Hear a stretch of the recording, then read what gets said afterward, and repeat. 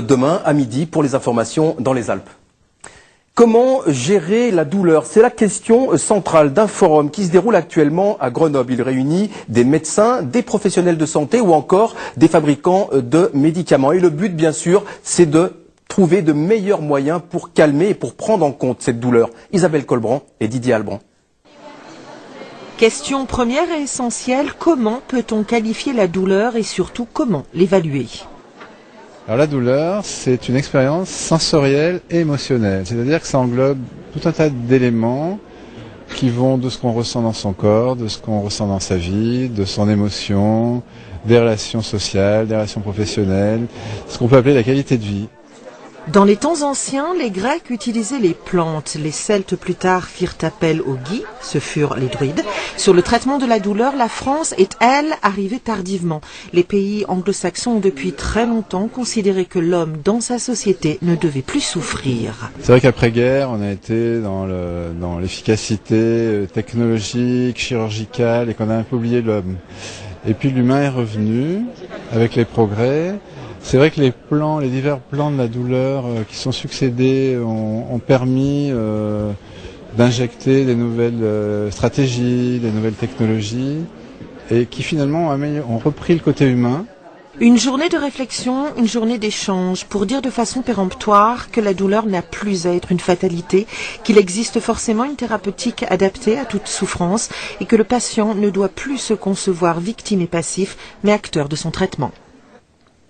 Oui, avec nous sur ce plateau, le docteur François Bouchard. Bonsoir, merci d'être avec nous. Vous êtes chirurgien à la clinique des Cèdres à Échirolles. Alors, docteur, on l'a vu, la souffrance, la douleur, c'est quelque chose de très important, on va en parler. Il y a plusieurs façons, plusieurs moyens de la prendre en compte et de la soulager. Vous, à la clinique des Cèdres, vous travaillez spécifiquement sur une méthode plutôt étonnante, c'est l'hypnose. Dites-nous tout, est-ce que ça marche et comment ça marche?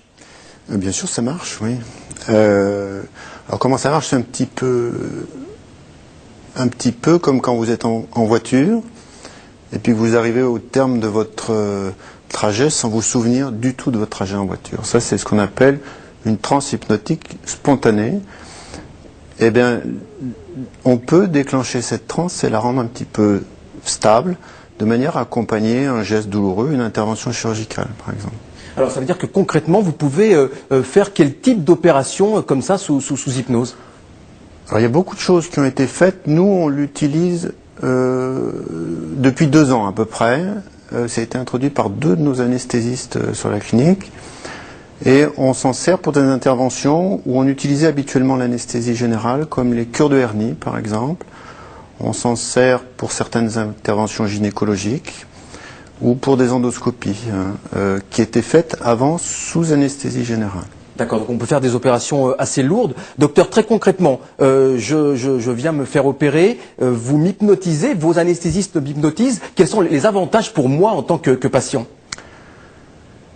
Alors, l'avantage, c'est ce qu'on disait ce que j'ai entendu dans le reportage, qui est très important, c'est qu'on demande maintenant, et on a besoin de la participation du patient à son soin et à sa prise en charge. Et on a de cette manière-là des résultats qui sont meilleurs en termes de cicatrisation, en termes de convalescence. Donc c'est très intéressant pour lui de garder le contrôle pendant un acte chirurgical, mais dans un confort qui est probablement bien meilleur que celui d'une anesthésie générale. Justement, en quelques secondes, docteur, c'est moins traumatisant comme type d'anesthésie?